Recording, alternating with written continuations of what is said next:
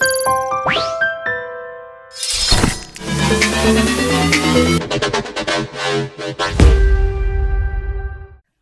বন্ধুরা, আমি প্রশান্ত sir, Tutopia exam YouTube চ্যানেলে তোমাদের সবাইকে স্বাগত, ওয়েলকাম। কেমন আছো সবাই? আজকে আমরা এইচসিএম এলসিএম চ্যাপ্টারের মাত্র সেই 5টা অঙ্ক করব যে অঙ্কগুলো বারবার পরীক্ষায় রিপিটেশন হয়। আমি লাস্ট 20 বছরের প্রশ্নপত্র ঘেটে এই 5টা মাত্র অঙ্ক খুঁজে বের করেছি যেগুলো বারবার এক্সামে রিপিটেশন হয়েছে। চলো কোন 5টা অঙ্ক একবার দেখে নেওয়া যাক। The least number of square tiles required to pave the ceiling of a room 15 meter 17 centimeter long and 9 meter 2 centimeter broad।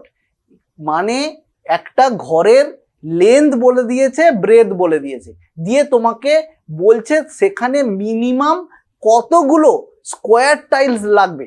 দেখো, least number of square tiles মানে তোমাকে ম্যাক্সিমাম সাইজের স্কোয়ার টাইলস দরকার। ম্যাক্সিমাম সাইজের স্কোয়ার টাইলস মানে আমাকে একটা highest number বের করা যেটা দিয়ে এই নাম্বার এবং ওই নাম্বারকে ভাগ যায়। তার মানেই আমাকে আগে গসাগু বা এইচসিএফ বের করতে হবে। চলো তো আমরা এখানে কি দুটো আমরা ছোটবেলা থেকেই জানি যে লসাগু বা গসাগু করতে গেলে আমাদের সবগুলোকে আগে সেম ইউনিটে মানে এককে কনভার্ট করতে হবে।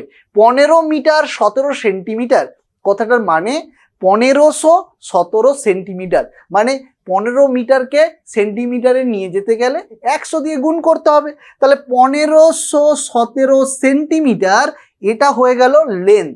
ব্রেথ কত বলে দিয়েছে? 9 মিটার 2 সেন্টিমিটার। 9 মিটার মানে 900 তার সাথে 2, তাহলে আমরা 902 সেন্টিমিটার এটা হলো আমাদের ব্রেথ বা বি ধরে নিতে পারি। তাহলে আমাকে বলা হয়েছে লিস্ট নাম্বার, সব থেকে কম সংখ্যক স্কোয়ার টাইলস কতগুলো লাগবে। তার জন্য আমরা কি করব? ম্যাক্সিমাম সাইজের স্কোয়ার টাইলস বসাবো। ম্যাক্সিমাম সাইজ বলতে ম্যাক্সিমাম একটা নাম্বার যেটা এটা এবং এটাকে ভাগ যায়। সেটা করতে গেলে কি করতে হবে? এদের দুজনের গসাগু করতে হবে। আর আমরা ছোটবেলা থেকে মনে পড়ে ভাগ প্রক্রিয়ায় কিভাবে গসাগু বের করতাম, যে বড় নাম্বারটাকে ছোট নাম্বারটা দিয়ে আমরা বিগিনিংয়ে প্রথমে ভাগ করব, দিয়ে ভাগ করলে আমরা দেখতে পাচ্ছি এটা একেতেই যাচ্ছে। এবার এখান থেকে বিয়োগ করলে আমরা কি পাচ্ছি? 5 1 and 6। এইটা এই 902 এর থেকে কিন্তু যে ভাগ শেষটা পেলাম সেটা ছোট হয়ে গেছে। ছোট হয়ে গেলেই আমরা কি করি?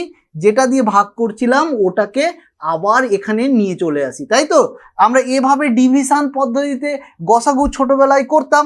এবার আবার এটাকে 1 দিয়ে যদি ডিভাইডেড করি 1615, তার মানে এটা 7 5 12, 2 দিলে 8 আর এখানে 1 দিয়ে দিলে আমাদের হচ্ছে 7, মানে 2 থাকছে। আবার দেখে নাও 615 থেকে 287 কম হয়ে যাচ্ছে। তাই জন্য আমরা কি করব? আবার এটাকে ভাগ করব। এটা দেখে যদি তোমার মনে হয় যে খুব বড় হচ্ছে, কিন্তু কিছু নয়, এই জাস্ট গসাগু নিয়ম বের করার নিয়মের এটা আমাদের অনেক জায়গায় আমরা এরকম সাধারণ কোশ্চেন সলভ করে থাকি ছোটবেলায়। নর্মাল ভাগ করা, এটা তুমি বলতে পারো যে টাইম টেকিং।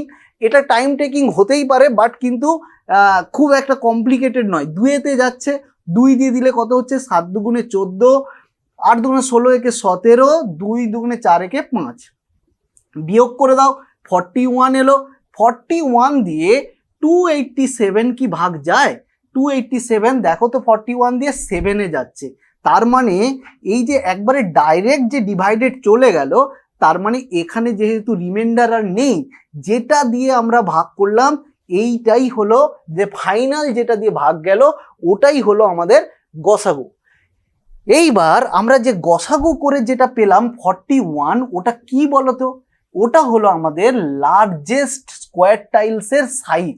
মানে এমন একটা নাম্বার যেটা এটাকে দিয়েও ভাগ যায়, এটাকে দিয়েও ভাগ যায় 41 দিয়ে। তাহলে আমরা কি করব? কতগুলো নাম্বার অফ স্কোয়ার টাইলস দরকার? না, আমাদের প্রথমে ঘরের ক্ষেত্রফল, that is length into breadth 902, এটাকে ডিভাইডেড করব একটা স্কোয়ার টাইলসের এরিয়া দিয়ে। মানে একটা স্কোয়ার টাইলস মানে তার লেন্থ হচ্ছে 41, আর আমরা জানি স্কোয়ারের প্রত্যেকটা সাইড মানে বর্গক্ষেত্রের প্রত্যেকটা সাইড ইকুয়াল, তাহলে 41/41 দিয়ে ডিভাইডেড করব। কারণ কি এ স্কোয়ার আমরা কি জানি ফর্মুলা, স্কোয়ারের ফর্মুলা কি জানি, এ স্কোয়ার মানে বর্গক্ষেত্রের ক্ষেত্রফলের ফর্মুলা যে সাইড ইন্টু সাইড, তাই না, মানে সাইডের স্কোয়ার। তাহলে 41 যদি প্রত্যেকটা সাইড হয় তাহলে এরিয়া, এবার এটা দিয়ে ডিভাইডেড করে দাও, এটা দিয়ে ডিভাইডেড করলে আমরা কি পাচ্ছি, 41 দিয়ে ডাইরেক্ট এটা কততে যাচ্ছে, এটা আমাদের 41 টু 22 দিয়ে যাচ্ছে, এটা কত দিয়ে যাচ্ছে, এটা 3 and 7 37 দিয়ে যাচ্ছে। তাহলে 37 ইন্টু 22, 7 দুগুণে 14, কোন অপশানটার লাস্টে 14 আছে, 4 আছে, এইটা মার্কিং করে দিলাম। তাহলে 814 খানা স্কোয়ার টাইলস লাগে। পরীক্ষায় কিন্তু এইটাই এক্সাক্ট তোমাকে জিজ্ঞাসা করবে এরকম ব্যাপার নেই, কিন্তু ঘুরিয়ে জানো তো জানতে চাওয়া হয় যে ম্যাক্সিমাম কত সাইজের স্কোয়ার টাইলস লাগে।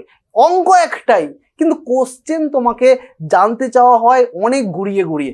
এখানে লেন্থ ব্রেথের যে মিটার সেন্টিমিটারের জায়গায় ডেসিমিটার সেন্টিমিটার বলে দিতে পারে তোমাকে, তাহলে ওই কিলোমিটার হেক্টোমিটার ডেকামিটার ওই যে সিরিজটা আছে মুখস্থ করে যেতে হবে। ইউনিট চেঞ্জেসের ব্যাপার একটা থাকে। আবার একটা জানতে চাওয়া হয় প্রত্যেকটা হাইয়েস্ট মানে প্রত্যেকটা স্কোয়ার টাইলসের সাইজ কি হবে, এটা জানতে চাওয়া হয়। আবার জানতে চাওয়া হয় লেন্থ ওয়াইজ কটা স্কোয়ার টাইলস বসাতে পারি, তাহলে এই যে 41 দিয়ে এটাকে ডিভাইডেড করলে আমরা 37 পেয়েছিলাম।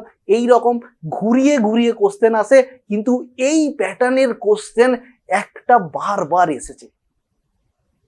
দুটো অঙ্ক হয়ে গেল, বাকি থাকলো আর মাত্র 3টে অঙ্ক।